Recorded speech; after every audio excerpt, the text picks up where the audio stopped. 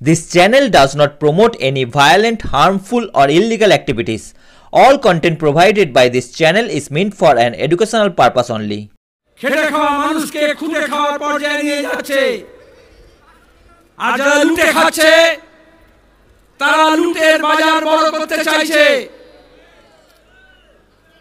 প্রতিদিন মেহনতি মানুষ, প্রান্তিক মানুষ, গরিব মানুষ, দুর্বল অংশের মানুষ যারা মাঠে ময়দানে খালে বিলে খনিতে খাদানে রাস্তার ধারে কাজ করছে, ওরা কাজ করে রবীন্দ্রনাথ বলেছিলেন।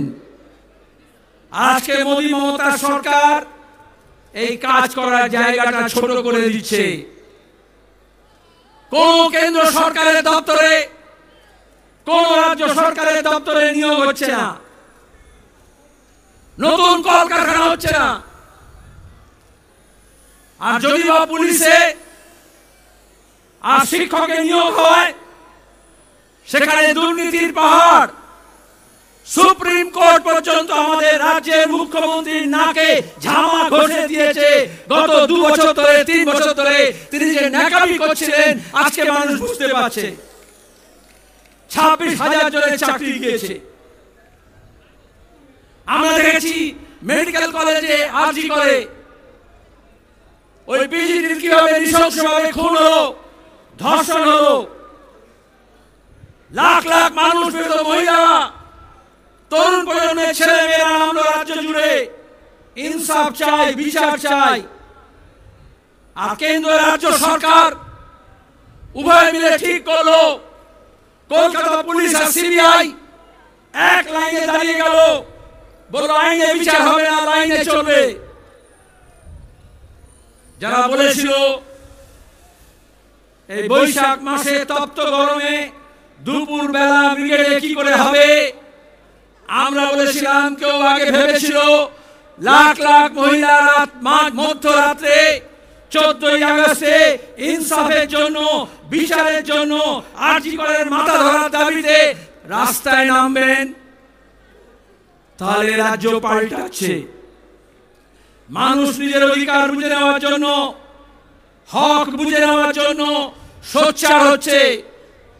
2011-র পরে এখানে যখনই আমরা ব্রিগেড দেখেছি, রাস্তায় কত আক্রমণ, বাড়িতে হামলা, হুমকি, যে বাসে করে এসছে তার উপরে হামলা।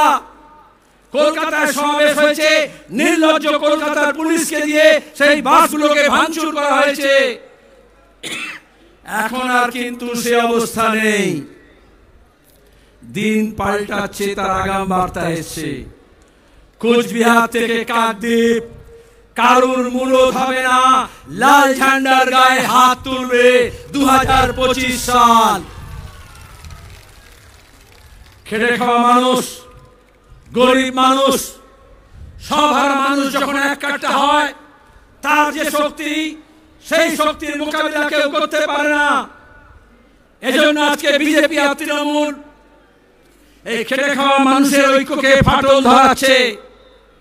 মুর্শিদাবাদে যা হলো, মালদায় যা ঘটাতে চাইল, এই রামনবমী, ঈদ, জামিয়াতুল আউলিয়া, জুম্মার নামাজ, তার সঙ্গে হনুমান জয়ন্তী, আমরা দেখলাম বিধানসভার মধ্যে, লোকসভার মধ্যে, জনসভাতে, প্রেস কনফারেন্সে, টেলিভিশন চ্যানেলে বসে বিজেপি আর তৃণমূল এ বলে ঠেসে দেব, ও বলে ঠুসে দেব। বিজেপি টিএমসি কে ঠুসে দিচ্ছে না, টিএমসি বিজেপি কে ঠুসে দিচ্ছে না, মেহনতি মানুষের ঐক্যকে ভাঙার জন্য চেষ্টা করছে। একটা হিন্দি সিনেমায় একটা ডায়লগ ছিল, নায়ক বলছে हम तुमको पानी में डुबो के मार देंगे, ভিলেন বলছে हम तुमको पानी पिला पिला के मार देंगे। আর লোকেশনে হাততালি দেয়, কিন্তু আসলে ওই দুজনের ডায়লগ একজনই লিখে দেয়। ওইভাবে বিজেপি আর তৃণমূলের যে নেতারা একে অপরকে বিরুদ্ধে প্রতিদিন গালাগাল দিচ্ছে, প্রতিদিন নাটক করছে, আসলে ওদের স্ক্রিপ্টটা একজনই লিখে দিয়েছে। তার নাম হচ্ছে আরএসএস এর মোহন ভাগবত। কদিন আগে এসেছিলেন এই রাজ্যে, 2026-এর নির্বাচন, তার আগে বিজেপিকে কি করতে হবে, তৃণমূলকে কি করতে হবে বলে গিয়েছেন।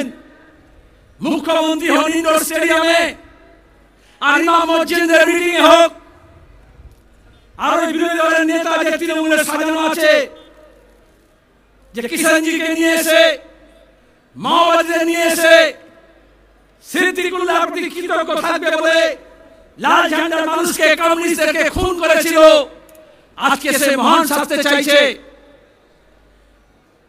কেন কলকাতা পুলিশ, কেন রাজ্য পুলিশ, যারা ঘৃণার ভাষণ দিচ্ছে, যারা উস্কানি দিচ্ছে, যারা প্রতিদিন হিন্দু মুসলমানকে লড়ানোর চেষ্টা করছে, মমতা ব্যানার্জি পুলিশ মন্ত্রী কেন একটা মোকদ্দমা হলো না ঘৃণা ভাষণের বিরুদ্ধে? আমরা এই ব্রিগেড থেকে দাবি করছি, পশ্চিমবঙ্গের বুকে সম্প্রীতি ঐক্য ভাঙার জন্য যে হিংসা ছড়াবে, এই পুলিশকে বলছি তার বিরুদ্ধে মামলা মোকদ্দমা করতে হবে। আর নাহলে আমরা গোটা রাজ্য জুড়ে সব থানায় এফআইআর করব, দেখব মমতা ব্যানার্জির পুলিশ 2011 থেকে আমাদের কর্মীদের বিরুদ্ধে মিথ্যা মামলা দিয়েছে হাজার হাজার। এখানে অনেকে আছে যারা ঘর ছাড়া হয়েছিল, জেল হয়েছিল, জরিমানা হয়েছিল, হামলা হয়েছিল, মিথ্যা মামলা হয়েছিল। আর তারপর নিজের মালিকদেরকে বলেছিলেন মমতা ব্যানার্জি, দিল্লিতে, ওয়াশিংটনে যারা বসে আছে, মুম্বাইতে যারা বসে আছে, সব ঠান্ডা করে দিয়েছি, লাল ঝান্ডা শেষ হয়ে গিয়েছে। ওরে লাল ঝান্ডা একটা 1.5 গজের কাপড়ের টুকরো না, কোন কর্পোরেট কোম্পানির ইলেকট্রাল বন্ডের টাকা দিয়ে, চিট ফান্ডের টাকা দিয়ে এই কাপড় টুকরো কেনা হয়নি। ক্ষেত মজুর, দিন মজুর, একটা হকার, বস্তিবাসী, কলোনিবাসী, উদ্বাস্তু মানুষ,